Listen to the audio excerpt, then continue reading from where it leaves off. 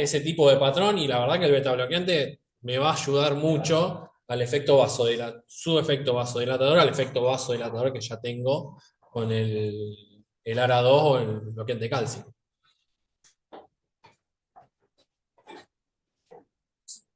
Bueno, estamos un poquito pasados del tiempo, así que vamos a dar lugar a la próxima charla, el doctor Marco Marín.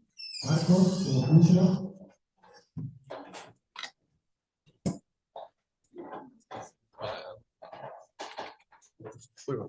Bárbaro. Bueno, gracias Patricio, gracias Lucas, Rolando, gracias a la industria también. Eh, bueno, un poco con Patricio quedamos en que esta segunda charla tenía que ver con alguna causa secundaria de hipertensión arterial y no es casual que hemos elegido al hiperaldosteronismo primario. Como bien dijo Héctor, cada vez que vamos a ver un paciente hipertenso, nos planteamos tres grandes objetivos. El primero es confirmar que el paciente es hipertenso a través de una correcta medición de la presión arterial en el consultorio, pero también fuera del consultorio con un mapa o un MDPA. El segundo es establecer el riesgo cardiovascular global. Y el tercero, que a veces nos olvidamos del tercero, es identificar si hay alguna causa secundaria de hipertensión. Si este paciente que yo tengo enfrente mío puede tener alguna causa secundaria. Y aquí la pregunta que muchas veces yo personalmente me hago es cómo es la actitud de los médicos frente a buscar una causa secundaria. Y tengo la sensación de que hay un grupo de médicos que cree que todos sus pacientes tienen una causa secundaria y por lo tanto a todo el mundo le pide un ecodoppler, arterias renales, le pide catecolamina, vaginopandélico, renina. Y hay otro grupo de médicos que definitivamente no estudia ninguno. Entonces, seguramente este primero, el de la derecha de ustedes, podemos quebrar el sistema de salud. Pero en el otro extremo, probablemente también le quitemos la probabilidad a algún médico, a algún paciente hipertenso, de curar su enfermedad o tener un tratamiento mucho más específico. Definitivamente no podemos ni estudiar a todos ni estudiar a ninguno. Entonces, un poco la propuesta es estudiar a los hipertensos jóvenes, aquellos que tienen menos de 40 años, aquellos hipertensos que ya están en un nivel 2, arriba de los 160-100, o que requieren de dos drogas, para no pensar en el resistente, y por último, en aquel que tiene un grado de sospecha clínica. ¿Y cómo tenemos esa sospecha clínica? Bueno, con un correcto interrogatorio, con el examen físico, con una rutina de laboratorio, y así, si vamos a tener un paciente con hipocalemia, pensaremos en un hiperaldosteronismo. Si tenemos un paciente con una insuficiencia renal progresiva o tiene un edema de pulmón recurrente, pensaremos en una renovascular. Si el paciente se presenta con una triada clínica de cefalea, sudoración y palpitaciones, pensaremos en un feocromocitoma. Y si el paciente es un roncador, que además tiene somnolencia diurna, que es obeso, que además tiene una hipertensión resistente, bueno, pensaremos en una apnea obstructiva del sueño. Ahora, para confirmar el diagnóstico, aquí todas las guías sugieren derivarlo al especialista, básicamente porque hay muchos temas controversiales, tanto en diagnóstico como en decisiones terapéuticas. Un poco, ¿qué es lo que dicen las guías? ¿O a quién están dirigidas las guías? Estas son guías de los últimos años, la guía de las tres sociedades nuestras, que fue auspiciada por Gador en su momento, acá lo veo acá Miguel, la guía europea del 2018, la internacional del 20, otra guía europea del año 23, y por último, el año pasado, la guía de la Sociedad de Cardiología Europea. Yo me pregunto a quién están dirigidas estas guías. Uno diría que esto es para todos los médicos que ven pacientes hipertensos. Y la realidad es que son guías de 150, 200 páginas que me parece que las leemos más los que hacemos hipertensión que la leen los médicos clínicos. ¿Por qué? Porque, bueno, porque los clínicos ven un montón de patologías. Y además esto de que salga todos los años una guía diferente es un poco, al menos llamativo. ¿Qué dicen las dos guías nacionales de la del Ministerio de Salud. El Ministerio de Salud hizo una guía en el año 19 y otra el año pasado, en el año 24, que nos pidió una especie de asesoramiento a diferentes sociedades científicas. Y cuando fuimos los médicos de la SAC y de la SAJA, dijimos, vamos, pero para nosotros es muy importante que figure, por un lado, que la medición de la presión arterial sea con un aparato automático validado, y aquí lo tienen, las dos guías tienen un aparato automático validado, y segundo, que el tratamiento esté la opción de combinaciones fijas. Y de esta manera hicieron las guías. Sin embargo, sobre hipertensión secundaria no dice nada, ni una sola palabra. Esto lo hablamos con Karin Kopitowski, pero no, fue una discusión que no llegamos a buen término. Bien.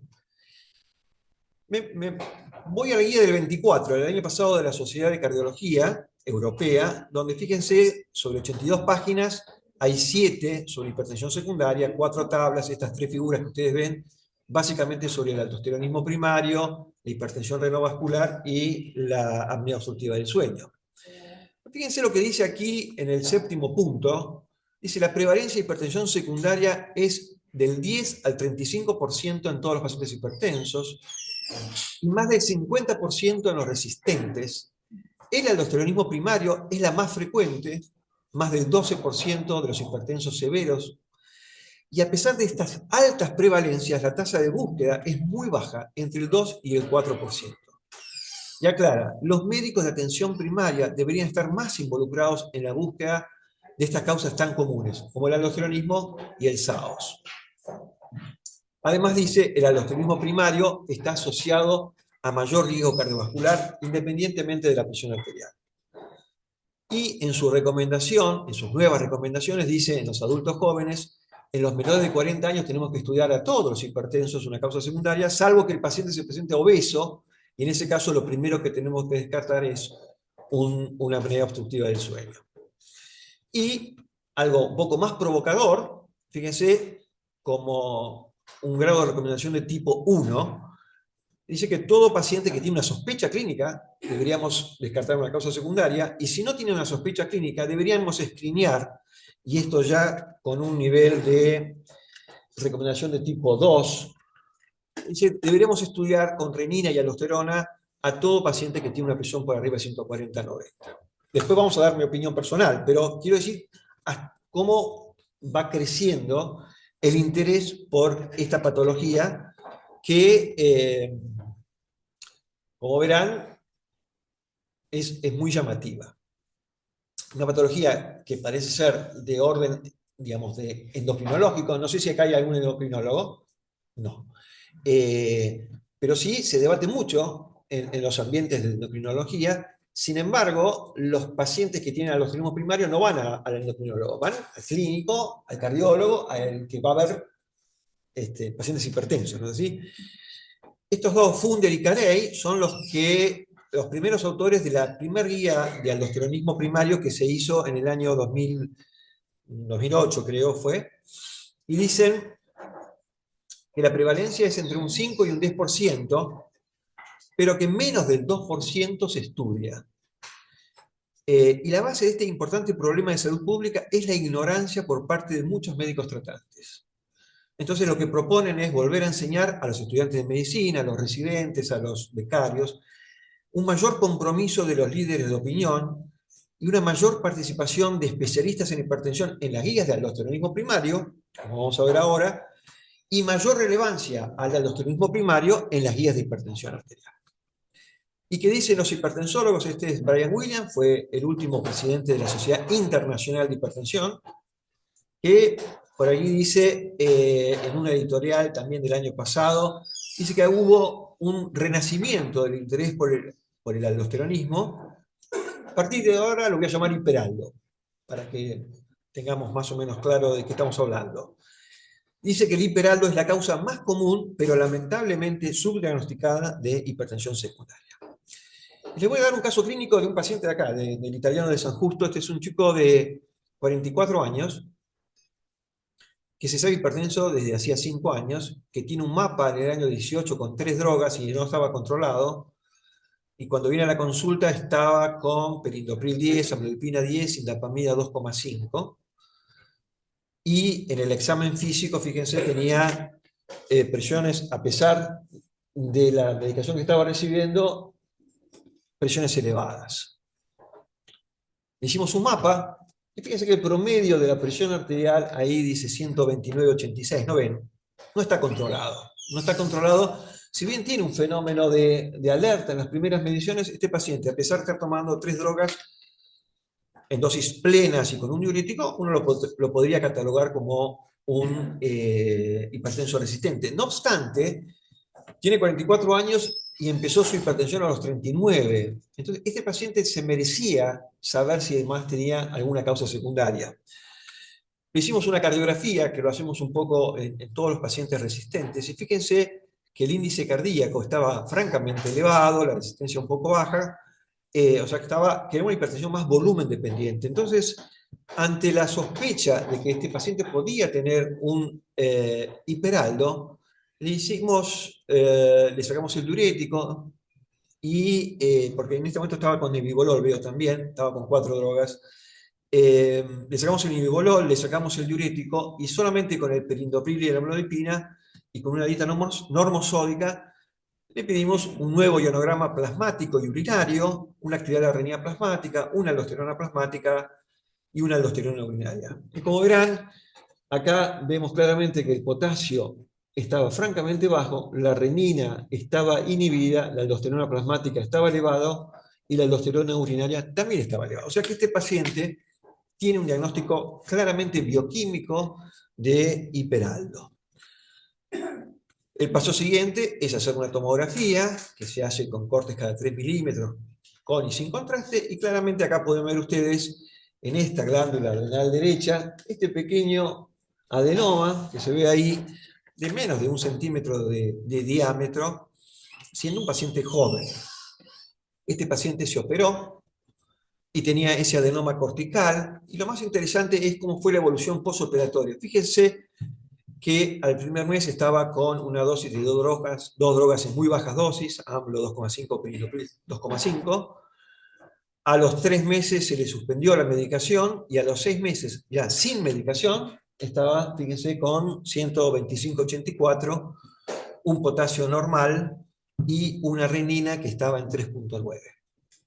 O sea, este paciente joven, que estuvo durante 4 o 5 años tomando entre 3/4 drogas, en realidad lo que tenía era un hiperaldosteronismo.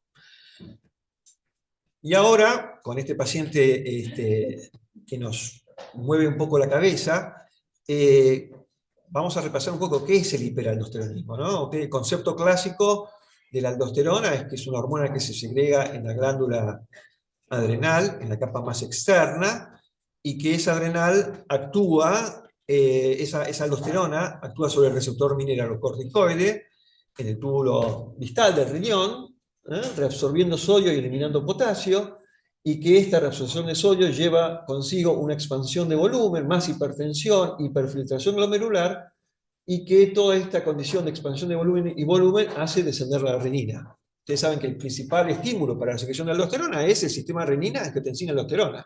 Entonces, ¿cómo puede ser que yo tenga una aldosterona un poco elevada, pero con una renina inhibida? Esto ya me hace pensar de que este paciente puede tener una autonomía del sistema renina-angiotensina, y esta secreción inadecuada, un poco exagerada de la aldosterona, nos está diciendo que este paciente puede tener un hiperaldo. Mucho más si además se suprime con una sobrecarga de sal. Ahora bien, yo les puedo decir que con respecto al aldosteronismo, yo les puedo contar hoy 4 certezas, ¿sí? Pero también hay muchas incertidumbres. La primera certeza es que no es una enfermedad rara. Yo tengo bastante, yo soy el más canoso, después viene Miguel, pero en mi época en la facultad, el aldosteronismo no se hablaba, era una enfermedad rara, menos del 1%, no existía prácticamente. Eso ha cambiado. Yo no sé, ustedes son más jóvenes, ¿qué estudiaron en la Facultad de Medicina? La segunda certeza es que provoca mayor daño vascular. A igual nivel de presión arterial, tener un hiperaldo tiene mayor riesgo, como lo vamos a ver ahora. Tiene un tratamiento específico. Vimos en este paciente que se curó con la adrenalectomía, pero también hay un tratamiento específico con tratamiento médico. Y la cuarta certeza, que ahí está, y la más importante seguro, es que está subdiagnosticado, ¿sí? Que no se diagnostica. Veamos esto de la certeza. La primera, no es una enfermedad rara. Acá hay dos trabajos italianos, el PAPI Study y el PATO Study. Los italianos son pioneros en hiperaldo. Fíjense, en toda Italia, en los consultorios especialistas, la prevalencia fue del 11,2%, y en médicos de atención primaria, en Torino, el PATO Study, la prevalencia fue de la mitad, el 6%, pero para médicos de atención primaria. Esto hizo que en los últimos años, fíjense, publicaciones como que el aldosteronismo ya pasa a ser un problema de salud pública, la prevalencia no reconocida del aldosteronismo primario, y esta última revisión de Anand Baidia del año 22, en donde fíjense que él habla de una prevalencia que oscila ahí en 15%, pero que hay un continuo fisiopatológico del aldosteronismo primario en los hipertensos en general, pero que en los hipertensos resistentes la prevalencia, fíjense acá, puede ser de 25, pero casi el 50% tendría una fisiopatología compatible con un hiperaldo. Y entonces acá se habla de que hay como un espectro en donde estas son glándulas adrenales normales, acá hay como pequeños clústeres en las glándulas adrenales, micronódulos, y hasta por último el nódulo o el adenoma de Kohn, como pudimos haberlo estudiado en su momento. Obviamente que la prevalencia de este cuadro de aldosteronismo primario leve es mucho más frecuente que estos, en donde son obviamente menos frecuentes, pero mucho más severos. Otra forma de ver de que no es una forma rara es qué pasa en la gente joven. Fíjense, acá hay un trabajo de más de 2.000 personas, ¿no se ve bien? No, no se ve bien, 2.000 personas menores de 40 años, en donde el 30% tenía una causa secundaria. Y de ese 30%, y acá no aparecen los numeritos, pero créanme que en el aldosteronismo primario dice 54%. ¿Sí? La hipertensión renovascular era algo así como el 16%, las nefropatías el 12%, el FEO el 6%. Un poco a raíz de este trabajo y de algunos otros trabajos es que hoy se está poniendo foco en estudiar a las personas jóvenes alguna causa secundaria. Entonces, creo que quedó claro que es una enfermedad que no es rara, que es bastante frecuente. La segunda certeza es que eso provoca un mayor daño vascular. Este algoritmo que está aquí, o este flujograma, nos dice que un paciente que tiene un hiperaldosteronismo, pero que además le damos un poquitito de sal, o sea, le estamos poniendo queroseno a su patología de base, obviamente por un lado lleva a la expansión de volumen y por otro lado lleva al estrés oxidativo, mayor inflamación, mayor rigidez arterial, disfunción endotelial, el intercambio sodio-potasio me va a llevar a la hipocalemia, y si yo tengo una expansión de volumen, hipocalemia y además una dilatación auricular izquierda, como bien dijo Ariel Lucy, tengo mucha más chance de tener fibrilación auricular. Y por otro lado, si tengo mayor rigidez arterial y tengo una mayor demanda de consumo de oxígeno, tengo más susceptibilidad a la isquemia, más infarto, más insuficiencia cardíaca. O sea, claramente, estos pacientes con aldosteronismo tienen más riesgo de enfermedad coronaria, de insuficiencia cardíaca, de fibrilación auricular, de stroke, ¿sí? De enfermedad renal, de hiperfiltración glomerular, y además, bueno, también riesgo de diabetes, de síndrome metabólico, de apnea obstructiva del sueño, que lo vamos a ver. Fíjense, acá tenemos algo que hoy está muy en boga, que es el receptor mineralocorticoide, donde claramente este receptor mineralocorticoide también está presente en miocardiocitos, en células musculares lisas, en células endoteliales, macrófagos, linfocitos, fibroblastos, adipocitos, fundamentalmente provocando fibrosis, ¿sí? Esta fibrosis que no se bloquea con IECA o con los sartanes, sino que se bloquearía teóricamente con un antagonista del receptor mineralocorticoide. Esta es una diapositiva vieja, es un trabajo viejo de Miles, donde comparó, fíjense, 120 pacientes que tenían un hiperaldosteronismo, un hiperaldo con hipertensos esenciales, con niveles elevados de presión arterial, ambos niveles elevados, igual duración de su hipertensión arterial. Sin embargo, los pacientes en azul son los pacientes que tenían hiperaldo, y fíjense que tenían prácticamente 6 veces más riesgo de tener un infarto de miocardio, tenían 12 veces más riesgo de tener una fibrilación auricular, tenían 4 veces más riesgo de ACV. Ariel, te lo digo a vos, muchos de tus pacientes deberías pensar de si no tienen un hiperaldo. Yo le podría hacer una pregunta con respecto a esto. No sé si... Dejamos para el final todas las preguntas. Fíjense, acá hay un metaanálisis en donde el grupo italiano de Monticone dice, con todos los estudios, el paciente con hiperaldo tiene un 77% más de riesgo de enfermedad coronaria, casi entre un doble y un triple de stroke, 3 veces más riesgo de FA, 2 veces más riesgo de insuficiencia cardíaca. O sea, quedó claro que la segunda certeza es tiene mayor riesgo cardiovascular, a igual nivel de presión arterial. El tercero es que tiene un tratamiento específico, y acá podemos empezar, bueno, esto podría ser el final, pero hay ya hoy, la industria farmacológica está buscando inhibidores de la aldosterona sintasa. Bueno, básicamente los antagonistas del receptor mineralocorticoide, el antagonista del canal epitelial de sodio, el amiloride, y básicamente una restricción dietética, una restricción de sodio. Si hay un paciente sal sensible, es el paciente con hiperaldo, ¿sí? Entonces, hay un tratamiento específico médico, pero también está el tratamiento, digamos, quirúrgico, cuando esto lo requiere, cuando uno puede determinar de que la patología es unilateral. Y acá podemos ver en verde los resultados bioquímicos, cómo los pacientes que fueron sometidos a una adrenalectomía mejoraron todos sus parámetros bioquímicos, y respecto a los parámetros clínicos, la mayoría, algunos se curan, en verde, y otros mejoran francamente su presión arterial.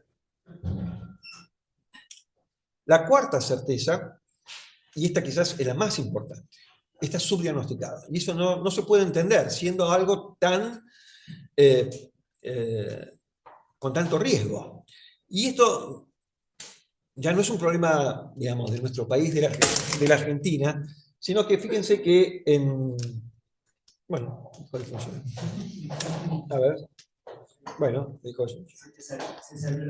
Sí, sí. Bueno, acá pueden ver que esto no es un problema de la Argentina, sino que es un problema de los Estados Unidos. Fíjate si lo puedes hacer. Si no, con el mouse. Acá, con el mouse. Ok, me ven, ¿no? Sí. Perfecto, sí, acá más fácil. Fíjense que en Estados Unidos, de los pacientes que son hipertensos hipocalémicos, solamente el 2.7% se estudió. El 3% de los que tienen apnea del sueño. El 2% de los que tienen hipertensión resistente. ¿Sí? Y estamos hablando de los países del primer mundo. O sea que esto también está claro. Fíjense, esto lo dice Baidía, que es uno de los referentes mundiales sobre hiperaldo. Hay referentes en Estados Unidos, en Italia y en Australia. Baidía dice menos del 2% de los pacientes que deberían ser estudiados se estudian. Bien, entonces la pregunta es, ¿por qué está subdiagnosticado? ¿Por qué no se diagnostica? Y acá es donde aparecen las incertidumbres, las controversias. Y yo elegí 10. ¿Por qué no se diagnostica? Porque no se ponen de acuerdo entre estos americanos, australianos, italianos, los endocrinólogos, los cardiólogos. ¿Cuál es el nivel de hipertensión que deberíamos considerar para decir, acá empiezo a estudiar? la apnea del sueño, si hay que estudiar a todos o no. ¿Cuál es el valor de corte de aldosterona? Esto para mí es muy importante, porque todos los que estamos acá, sabemos que hipertensión es 140-90, salvo para los americanos que es 130-80, pero que para diabetes tenemos que tener 126, por lo menos 2 determinaciones. Pero si ustedes me preguntan cuál es el valor de aldosterona, no le puedo decir cuál es el valor de corte para decir, a partir de acá sos un hiperaldo. Hay que usar el cociente aldosterona-renina, siempre, no siempre. Los estudios, ¿cómo medimos renina y aldosterona? ¿Con la medicación, sin la medicación? Hay que hacer test confirmatorios, siempre, cuáles son riesgosos, ya no se usa más. Si para el diagnóstico alcanza solamente con las imágenes, si hay que hacer un dosaje venoso para medir cuánta aldosterona tenemos en ambas venas adrenales, si finalmente hay quienes operan una glándula adrenal sin tener imágenes, y si esto es razonable. Y finalmente, lo más importante es que los médicos estábamos acostumbrados a tener grandes trials.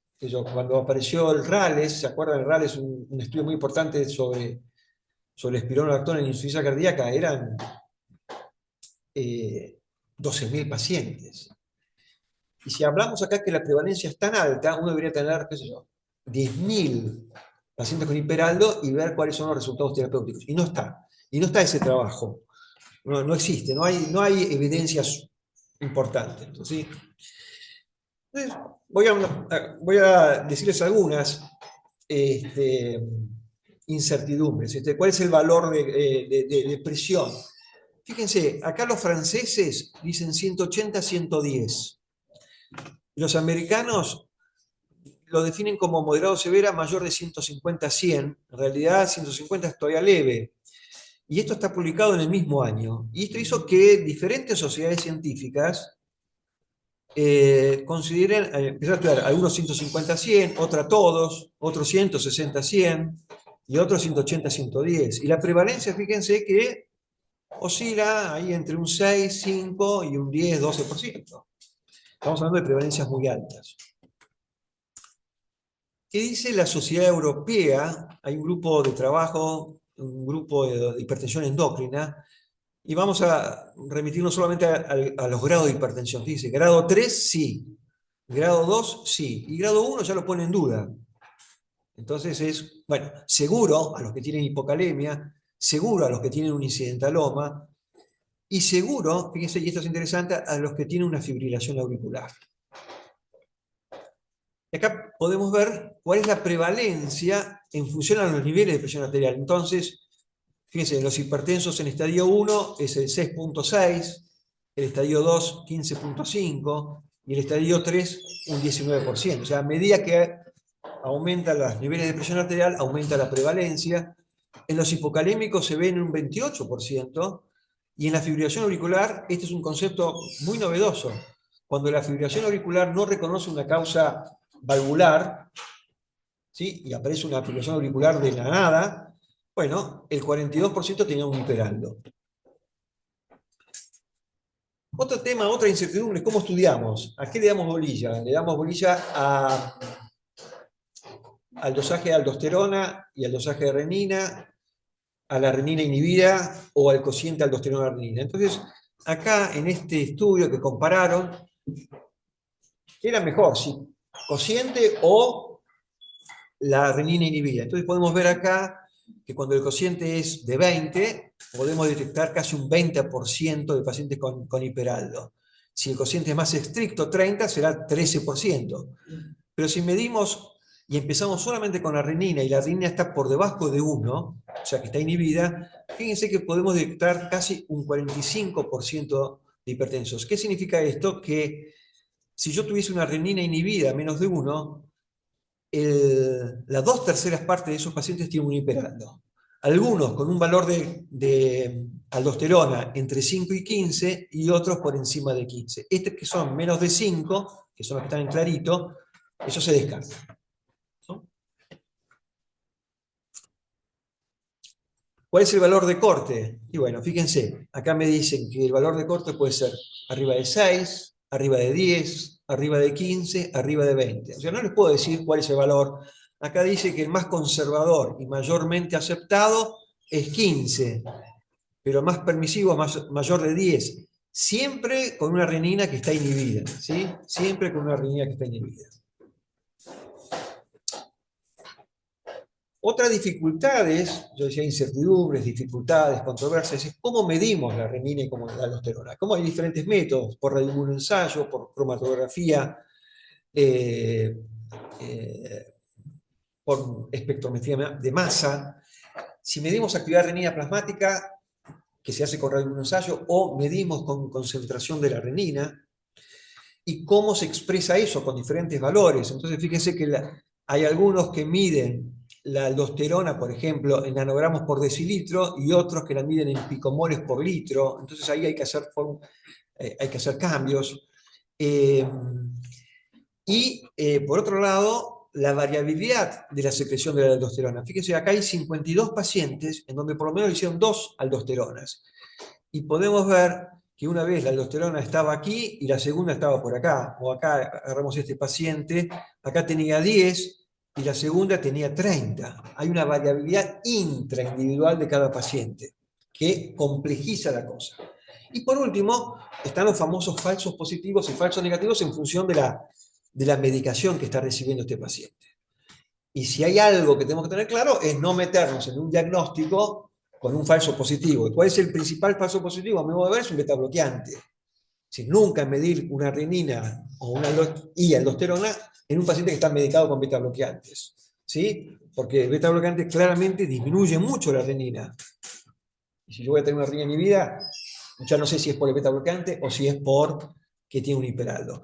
Y también falsos negativos, nunca medir renina y aldosterona cuando yo tengo poco potasio. Primero repongo el potasio, porque el potasio es importante para la secreción de la aldosterona. Bien. Después están otras dificultades que son los algoritmos. Entonces, cada uno propone un algoritmo diferente, ¿no? Este es un algoritmo de la Sociedad Americana de Endocrino, donde claramente en ese paciente con riesgo de tener un hiperaldo, empiezan con un cociente aldosterona-renina, y hay como después test confirmatorios, después la tomografía. Es bastante complejo el algoritmo, y uno podría saltearse este test confirmatorio si el paciente tiene un potasio bajo, una renina muy baja, una aldosterona alta. Yo no necesitaría este test confirmatorio, ¿no? Hay otros, Baidía, el americano, que dice, bueno, si yo tengo este grupo de hipertensos con una renina suprimida, me fijo cómo está la aldosterona. Si la aldosterona está por debajo de 5, prácticamente descarto el hiperaldo y lo trataría como si fuese un hipertenso esencial con renina baja.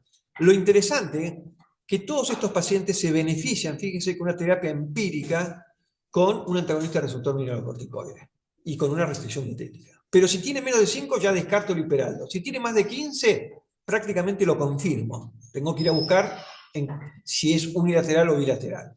Y si es entre 5 y 15, fisiopatológicamente se comporta como si fuese un hiperaldo. Y ahí es donde podríamos hacer un test confirmatorio. Y obviamente también derivar al especialista o a este team hipertensión endócrino. Los test confirmatorios, que en su momento fueron descritos, hace 15 años atrás, lo que se hacía era internar al paciente y ponerle una vía y pasarle solución fisiológica y medir la aldosterona al inicio y al final, que a mi modo de ver yo lo veo como un incordio por la gran prevalencia de pacientes. Y esto, fíjense que ya hubo publicaciones donde nos dicen que claramente la evidencia disponible no justifica el uso sistemático de estas pruebas de exclusión en la práctica clínica, o este otro trabajo que dicen que la evidencia es de muy baja calidad y que se debe reconsiderar su uso rutinario. Esto para quienes creen que los test confirmatorios hay que hacerlos sí o sí.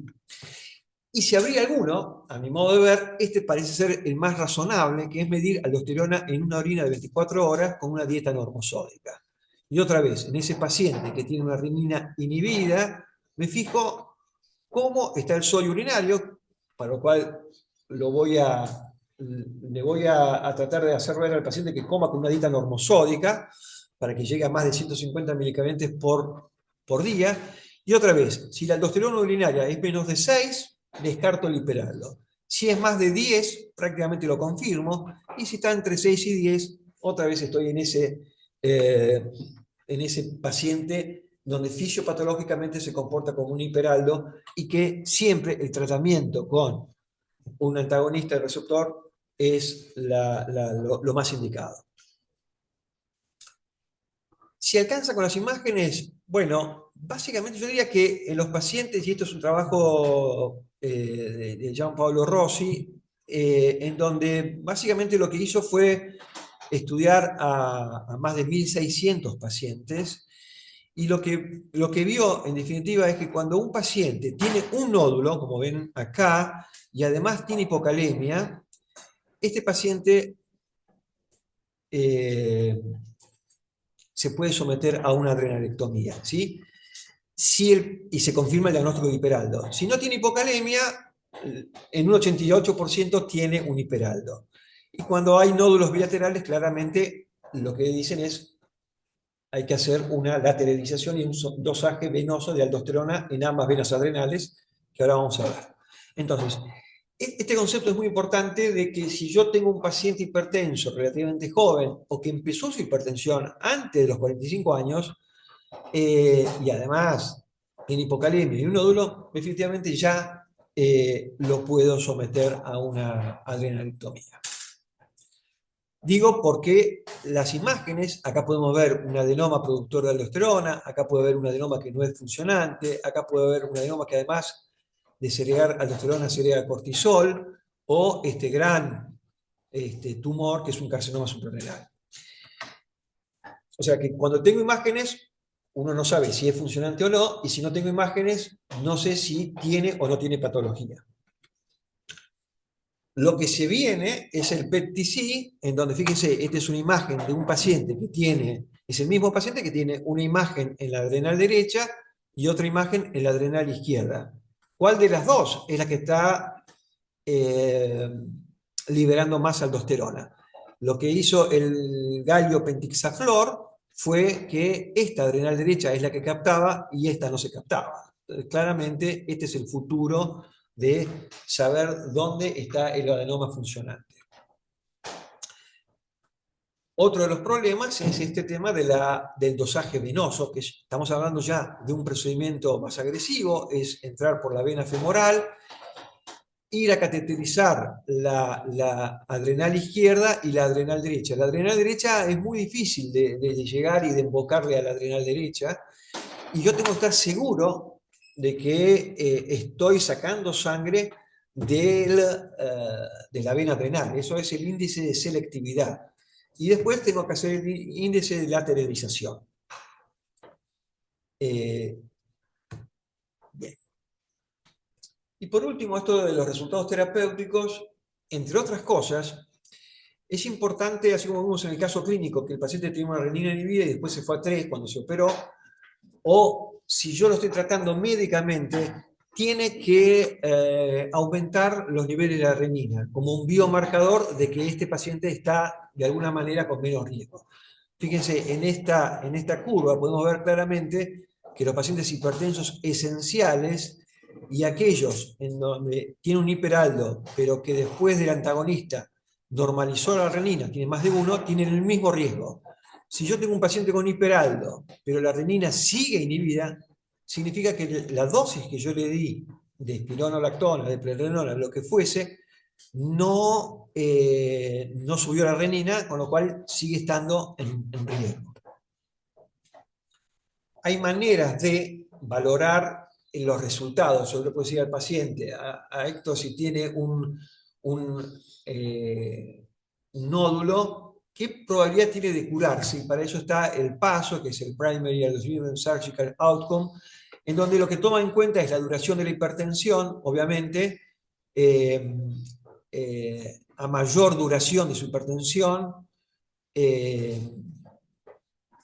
tiene la mayor duración, teóricamente debería tener más puntos. Cuanto más puntos tengo una mayor probabilidad de tener una curación de la enfermedad, ¿sí? las mujeres tienen 3 puntos, los que son delgados tienen más puntos, ¿sí? Perdón, la duración. Cuanto menos de 10 años tiene 7.5, más de 10 años tiene 0. O sea, cuanto antes diagnostique el hiperaldo, tengo mayor probabilidad de curar esta enfermedad. Y ya para ir terminando, les muestro lo que dice la última guía. Y esto es un dato que apareció publicado. Esta guía apareció, fíjense, el 14 de julio, hace 3 semanas, que apareció esta guía y la tercera guía de la Sociedad Americana de Endocrino, pero acá también está la Asociación de el AHA, la Sociedad Europea de Endocrino, la Sociedad Europea de Hipertensión. Y como background, dicen, fíjense, el aldosteronismo primario es un trastorno suprarrenal primario que provoca una producción excesiva de aldosterona por una o ambas glándulas suprarrenales. Es una causa frecuente de hipertensión, se asocia con un mayor riesgo de complicaciones cardiovasculares en comparación con la hipertensión primaria o esencial, y a pesar de los métodos eficaces para diagnosticar y tratar el hiperaldo, sigue estando notablemente infradiagnosticado e infratratado. Así empieza esta última guía de hace 3 semanas, y como primera recomendación dice estudiar a todos los pacientes hipertensos. Nosotros sugerimos estudiar a todos los pacientes hipertensos. Por supuesto que dice esta condición es en el contexto, si tenés o no experiencia en esta patología. Pero fíjense que el algoritmo, que también otra vez son algoritmos complejos, dice individuos con hipertensión, ya no hablan de hipocalemia, grado 1, todo paciente hipertenso, deberían medirse renina, aldosterona y potasio. ¿Sí? Entonces, si la renina, por ejemplo, dice la actividad renina está menos de 1, o la concentración menos de 8, y el cociente está más de 20, bueno, acá uno debe estar pensando si tiene un falso positivo, si tiene un falso negativo, y ahí empezar a sacar las drogas. Y por último, y ya estoy terminando, no sé cómo vengo con el horario, ¿me voy bien?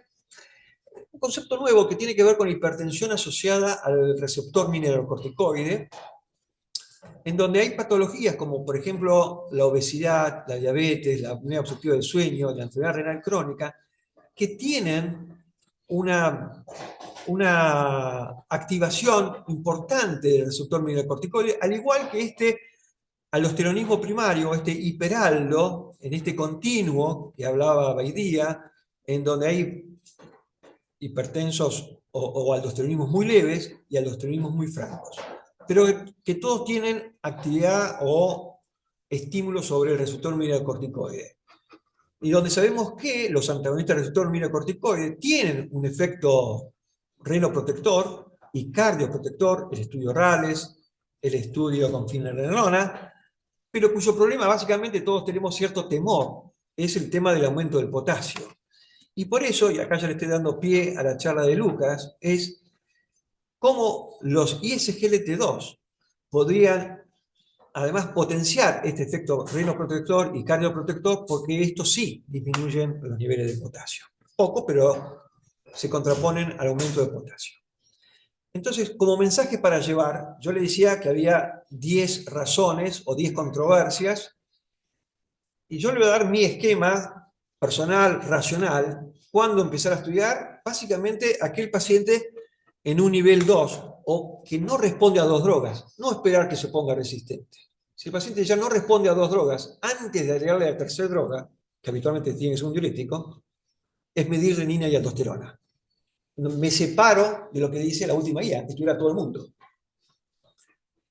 El SAOS, sí, sí tiene hipertensión. Hay mucha gente que tiene SAOS, pero porque tiene hipertrofia de los pernetes, no tiene hipertensión, no tiene por qué pensarse en un hiperaldo. ¿Cuál es el valor de corte? Podríamos decir 10 de aldosterona, pero siempre con la renina baja, menos de 1.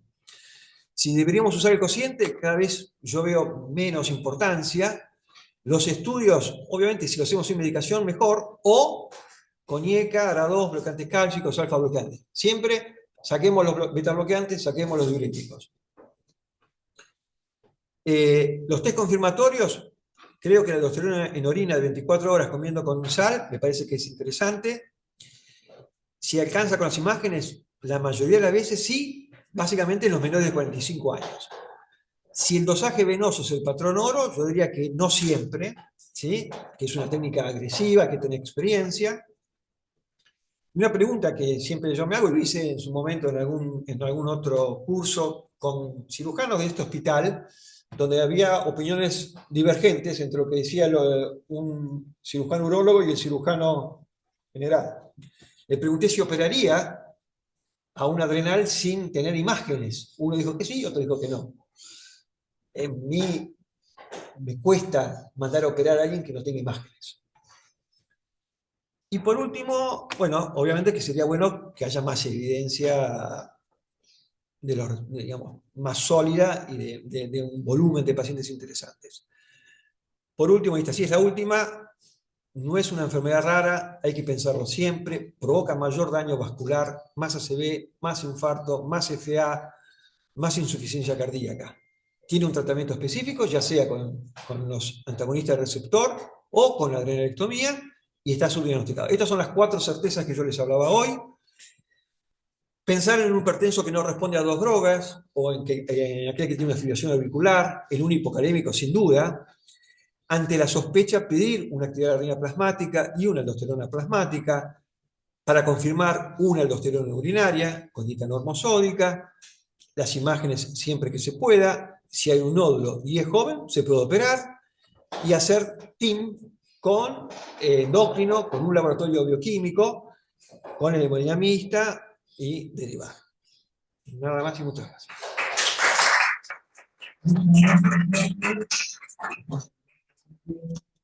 Nos volviste a traer arriba de la mesa una enfermedad creo que casi olvidada, pasar la batalla campal, igual a la del hipertensólogo o el médico de atención primaria, traerla tan arriba de la mesa, porque obviamente por una cuestión de costos, está casi olvidada, y hacia las charlas nacionales, y la verdad que es una enfermedad compleja. Podemos entrar a un médico de atención primaria, pero rápidamente necesitamos un apoyo de la persona.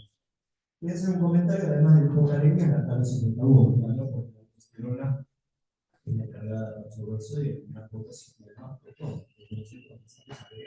La talosis metabólica. Yo creo que había, si pueden, ahí está. Había con una pregunta. ¿Cómo te va, Marco? Perdón, le quiero contestar a Lucas, porque para mí la opinión de Lucas es muy importante. Yo lo respeto mucho. No entendí lo de la batalla campal. Y porque no van a aceptar que hablar la última guía norteamericana de que todo hipertenso sea testeado para esperar el algoritmo.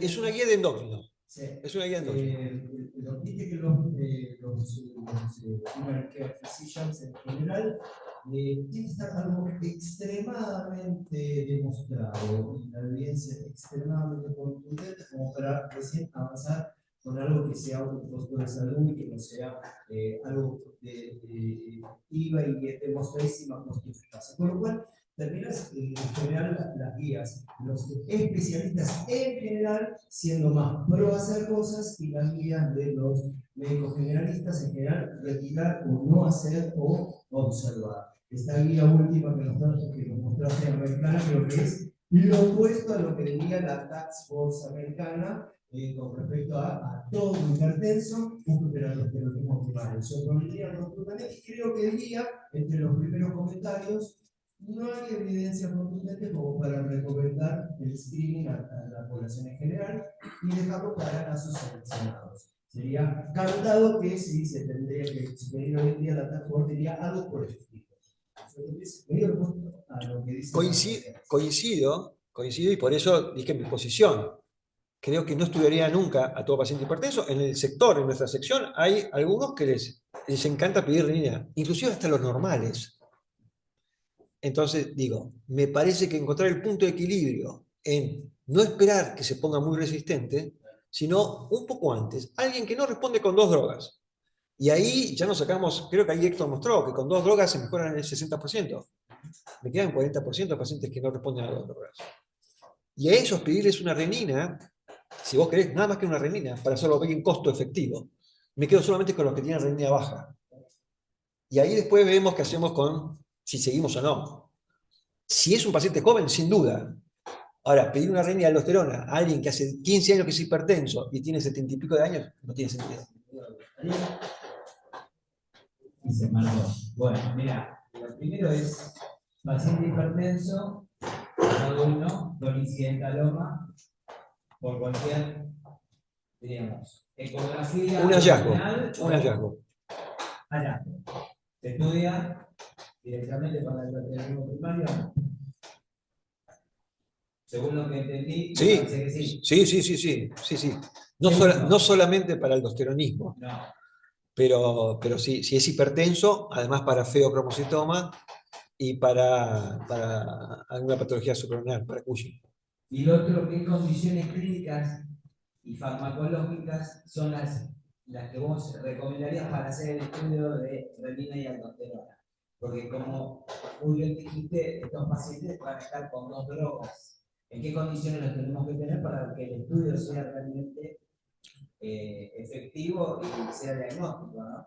Creo que lo dije, creo que lo dije, pero te fuiste al baño justo en ese momento. Pero te voy siguiendo. Eh,